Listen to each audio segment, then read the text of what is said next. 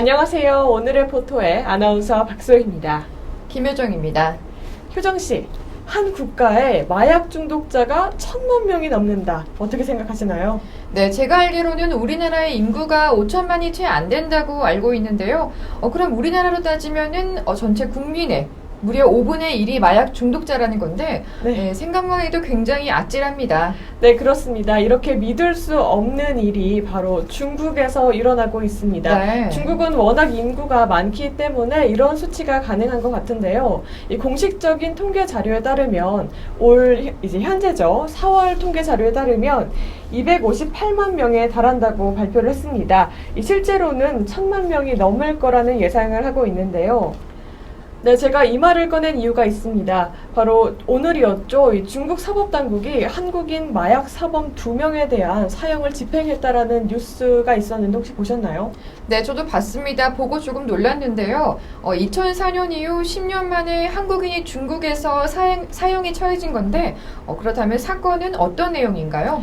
네, 우선 2명이 사형에 집행이 됐는데요. 네. 우선은 52살의 김모 씨 그리고 44살의 백모 씨가 사형을 당했습니다.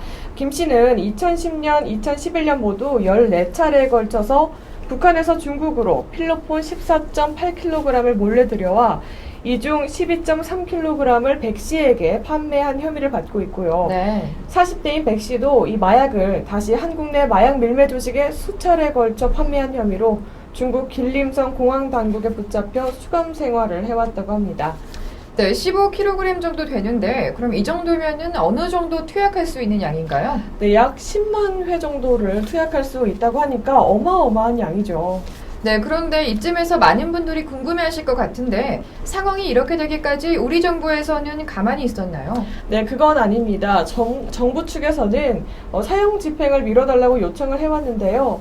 선양 총영사관, 주한 중국대사관 등도 두 사람에 대한 구명을 요청을 했습니다. 네. 하지만 중국 측은 마약 범죄엔 내 외국인을 불문하고 동일 기준이라면서 사형 집행을 안 하는 건 불가하다 이렇게 완강히 거절을 했다고 하네요. 네, 그래도 조금은 안타까운 상황입니다.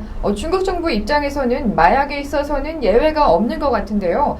그렇다면 중국이 유독 마약 사범에 대해서 이렇게 엄격한 이유는 뭘까요? 그렇습니다. 중국 형법에 따르면요, 1kg 이상 아편 또는 50g 이상 필로폰, 헤로인 등 다량의 마약을 밀수하고 판매, 운반, 제조한 경우에 15년 이상의 징역, 무기징역, 사형에까지 처하고 네. 또 무려 재산을 또 몰수한다라는 규정이 네, 있습니다. 무시무시하네요. 네, 그렇습니다.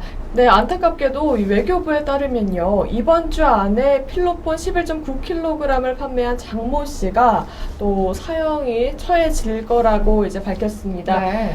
이 밖에도 20여 명이 살인과 그리고 마약 판매 혐의로 지금 사형 유예 판정을 받았다고 합니다.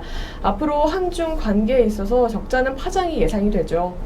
네, 아무래도 아편 전쟁이라는 악몽을 겪었던 중국 입장에서는 마약에 대해서 좀 민감할 수밖에 없을 것 같은데요.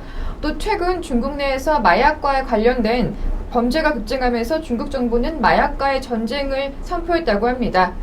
그렇다면 우리나라의 마약 범죄에 대한 처벌은 어떤가?